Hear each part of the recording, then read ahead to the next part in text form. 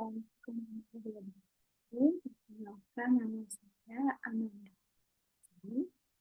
Saya akan mempresentasikan. Sebentar saya share screen.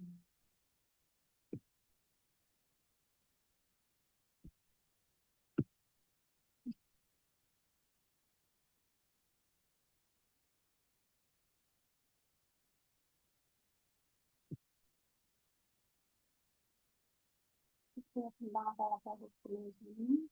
Baik. Pemerintahan yang berlaku, saya jadi sebelum semua. Dan tentang pertama tentang pola produksi. Nah, di sini ada baca soalnya dulu. Organizer mempunyai pola penjualan per triwulan dalam unit sebagai berikut. Anda diminta untuk menentukan pola yang cocok bagi perusahaan jasa tersebut. Di triwulan pertama, permintaannya ada 250 unit, di triwulan kedua ada 400 unit, dan di triwulan ketiga ada 1050 unit, dan di triwulan keempat ada 450 unit. Perusahaan akan memiliki penjualan tersebut dengan salah satu alternatif pola produksi berikut. Yang pertama adalah produksi konstan pada tingkat 500 unit per triwulan. Dan dia ada pola yang bergelombang dengan mengikuti pola penjualan.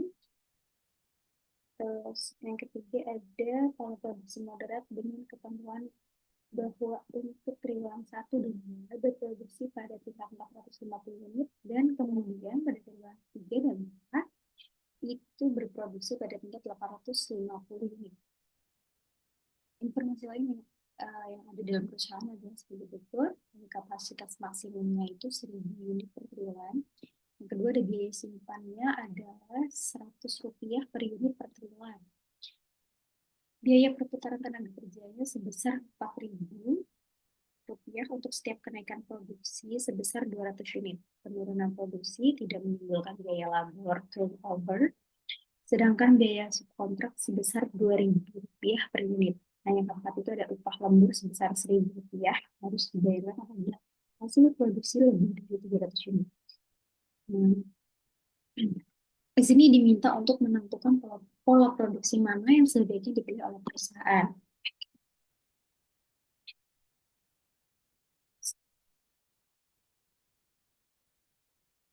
Untuk menentukan pola produksi mana yang sebaiknya dipilih oleh PT Muzak, dapat digunakan 3 alternatif pola produksi dengan mempertimbangkan biaya simpan, biaya perputaran tenaga kerja, biaya subkontrak, dan biaya lembur. Dapat dilakukan analisis terhadap ketiga pola produksi dan membandingkan pola total biaya yang dikeluarkan pada masing-masing pola produksi. Yang pertama, ini ada pola produksi konstan, yaitu 500 unit per triwulan. Produksi akan tetap pada 500 unit setiap triwulan. Permintaan per triwulannya itu ada yang tadi sudah dijelaskan, ada triwulan pertama ada 250, keduanya 400 unit, ketiga 1050 unit, keempatnya 450 unit. Nah, untuk setiap triwulan harus dihitung stok akhir itu sama dengan selisih antara produksi dan permintaan. Sudah ada biaya simpan, stok yang tersisa dikali biaya simpan per unit per triwulan, yaitu Rp100. Biaya lembur itu jika produksi melebihi 700 unit, yaitu Rp1.000 per unit. Biaya perputaran tenaga kerja itu menghitung biaya tenaga kerja berdasarkan kenaikan produksi jika diperlukan. Nah, rincian pola produksi konstan itu di triwulan pertama ada 500 unit dikurangi 250 unit permintaan, sama dengan 250 unit sisa. Nah, sisanya akan disimpan. Untuk triwulan kedua, itu 500 unit dikurangi 400 unit. Nah, itu permintaan. Sama dengan 100 unit sisanya. Triwulan ketiga ada 500 unit dikurangi 1050 unit permintaan. Nah, untuk kekurangan 550 unit subkontrak itu diperlukan untuk memenuhi kekurangan. Di triwulan keempat, itu ada 500 unit dikurangi 450 unit. Itu ada sisanya 50 unit. Nah, untuk perhitungan biayanya, biaya simpan triwulan pertama ada 250 unit dikali Rp100.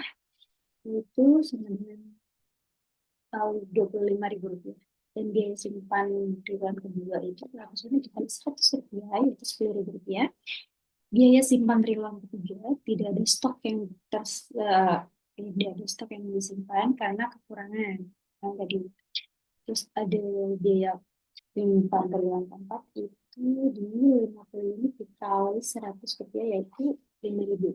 Nah, biaya kontrak triwulan ketiga kekurangan 550 unit dikali Rp2.000, yaitu sama dengan Rp1.100.000. Biaya lembur triwulan ketiga 550 unit di atas 700 unit. Jadi biaya lemburnya itu Rp1.000 per unit dikali 350 unit sama dengan Rp350. Kalau biaya produksi konstan itu biaya sebenarnya ada Rp25.000 ditambah Rp10.000 ditambah Rp5.000 sama dengan Rp40.000. Biaya subkontrak biaya subkontraknya ada 1.100.000, biaya yang berbeda 350, dan total biayanya ada 1.490. Yang kedua ada pola produksi bergelombang, itu mengenai pola penjualan. Pada pola ini produksi mengikuti pola permintaan. Jadi yang pertama 250, kedua 400, dan seterusnya. Biayanya itu untuk biaya simpannya hanya ada biaya simpan jika ada kelebihan produksi dari permintaan di awal periode. Namun, kalau ini akan mengarah pada kekurangan unit di triwulan ketiga, sehingga mungkin ada biaya subkontrak. Biaya subkontrak triwulan ketiga kekurangan 550 unit kali Rp2.000, yaitu Rp1.100.000. Untuk biaya lembur triwulan ketiga, jika produksi melebihi 700 unit di triwulan ketiga, maka ada biaya lembur. Di sini bisa diperkirakan ada kelebihan produksi. Namun, pada pola ini, biaya perputaran tenaga kerja bisa meningkat karena perubahan tajam. Halnya, setelah analisis lebih lanjut, biaya subkontraknya Rp1.100.000. Yang ketiga ada pola produksi moderat, yaitu 450 unit pada triwulan pertama dan kedua, 850 unit pada triwulan ketiga dan keempat. Pada pola produksi ini, produksi dibagi menjadi dua kelompok. Di triwulan pertama dan kedua itu 450 unit, di triwulan ketiga dan keempat itu ada 850 unit. Perhitungan biayanya, di triwulan pertama produksi 450 unit, permintaannya ada 250, 200 unit sisa, biayanya biaya simpannya itu kan ada sisa 200 unit ya. Nah, untuk biaya simpannya itu 400 unit dikali Rp100, sama dengan Rp20.000 kan. Di triwulan kedua, produksinya itu minta 450 unit juga, permintaannya dan 400 unit. Itu masih ada sisa 50 unit kan. Jadi biaya simpannya itu 50 unit kali Rp100 sama dengan Rp5.000. Di triwulan ketiga, produksinya itu 850 unit, permintaannya 1.050 unit.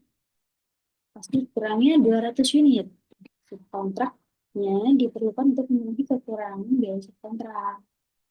Untuk kekurangan biaya subkontraknya itu 200 unit, kali Rp2.000 sama dengan Rp400.000. Untuk triwulan keempat, produksi 850 unit, permintaannya 450 unit. Nah, 400 unit sisanya, ini disimpan untuk biaya simpannya 400 unit kali Rp100 sama dengan Rp40.000. Untuk total biaya produksi modal, biaya simpannya ada Rp20.000 ditambah Rp5.000 ditambah Rp40.000 sama dengan Rp65.000. Biaya subkontraknya itu tadi Rp400.000. Untuk total biaya keseluruhannya itu ada Rp465.000. Untuk kesimpulannya, pola produksi konstan mengakibatkan biaya yang sangat tinggi, terutama karena biaya pertambangan besar, yaitu ada Rp1.100.000 dan biaya lemburnya Rp350.000. Untuk pola produksi bergelombang cenderung menimbulkan biaya subkontrak Rp1.100.000. Untuk pola produksi moderat menghasilkan biaya yang paling rendah. Ini bakal biaya Rp465 biaya simpan dan subkontrak sudah kan. Nah, berdasarkan perhitungan total biayanya, Kalau produksi moderat adalah pilihan yang paling efisien bagi peta misal. Hmm. Terus kemudian untuk kasus yang kedua itu adalah manajemen proyek. Perkiraan waktu untuk perkiraan waktu untuk proyek pembuatan lini produksi pada sebuah pabrik elektronik. Ini Tangerang adalah sebagai berikut. Kegiatannya itu ada RDPDRT, itu waktu jamnya ada kegiatan A itu ada 6 jam, B 7 jam, C 5 jam, jadi pendahulu A, D-nya itu 6 jam, E-nya itu 5 jam, F 8 jam, kemudian itu 4 jam. Nah, sini pertanyaannya, itu diminta untuk menggambarkan jaringan proyek. Yang kedua, hitunglah slide time-nya dan tunjukkan jalur kritis pada proyek ini. Oke, nah ini untuk gambar jaringannya. Ini tadi kan ini ada A, B, C, D, E, F, dan G. Ini kenapa untuk polannya itu seperti ini? Tadi itu kan yang A ini, oke sebentar. Oke, balik ke sini. Kenapa pola kenapa pola gambar jaringan itu seperti ini? Yang A ini kan lebih ke kanan. Ini A itu di awal kan. Terus B juga di awal, B dan atas. Jadi A dan B ada di posisi yang hampir sama. Lalu kemudian kegiatan C ini ada di pendahulunya si A ini. Jadi pendahulu ini adalah setelah A. C ini ada di setelah A. Setelah A berarti di bawahnya sini ya. Oke, nah kita lanjut untuk yang D. D itu ada di pendahulunya itu ada di antara B dan C. D itu ada di antara D dan C. Dan B dan C tadi kan. Di sini B, di sini C, dan di sini ada D. Kemudian ada E, kenapa di sini? E itu berarti untuk pendahulunya itu kebetulan sama dengan si D ini. Itu ada di antara B dan C. Jadi saya taruh di sini. Ini berarti mereka berbeda. Lalu kemudian ada E. E kan dari sini. Terus ada F.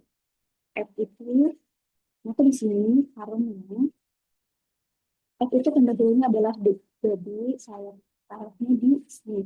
Dan D ini kan ada tanda panahnya sini ya. Terus kemudian ada yang G. G ini pendahulunya adalah E dan F. Di antara E dan F itu ada dispersi.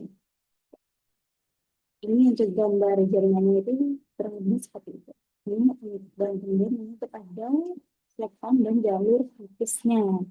Untuk jalur kritisnya ini ada di A, C, dan E.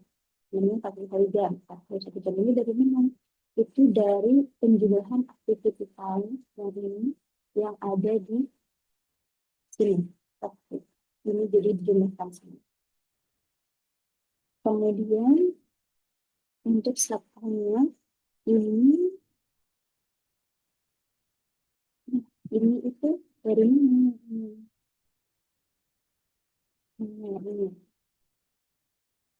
Early start. Oke.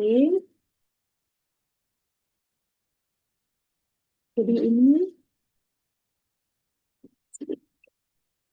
untuk slide-nya. Slide-nya ini kan menjadi di light finish, pikirannya kali finish. Ini kan jadi dia pikiran 6, 6, slide-nya 4. Jadi ini adalah untuk yang berbeda. Ini slide-nya ada di E, B, C, dan A. Itu untuk slide-nya.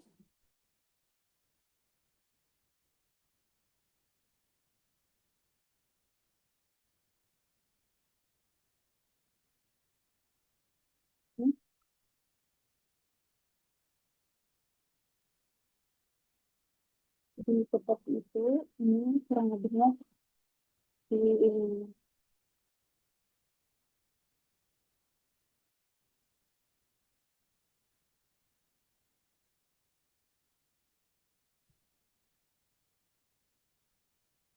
Kemudian presentasi dari saya. Oh, sebentar. Ini untuk yang ini, ahli klinis ini, itu adalah dari aktivitas bahannya itu ditambah dengan early start-nya. Jadi 6, ditambah kosong itu ada 6, 7, yang B itu ada 7, ditambah 0 jadi 7. Kemudian kan, terus ini yang C itu ada 5 ditambah 6 sama dengan 11. Yang D itu ada 6 tambah 7 sama dengan 13. Yang itu ada 7 ditambah 5 sama dengan 12. 8 tambah 13.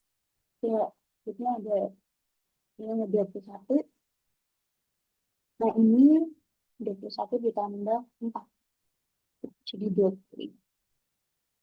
Kemudian, kemudian untuk laptopnya itu ada di ini.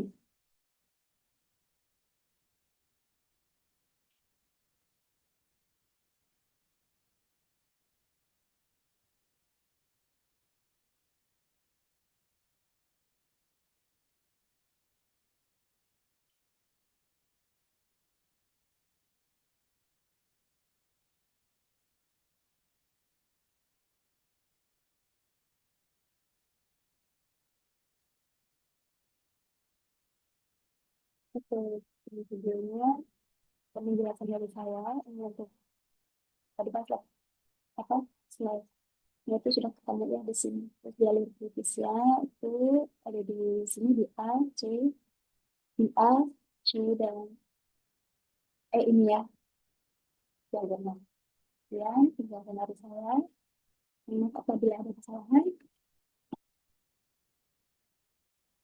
Terima kasih.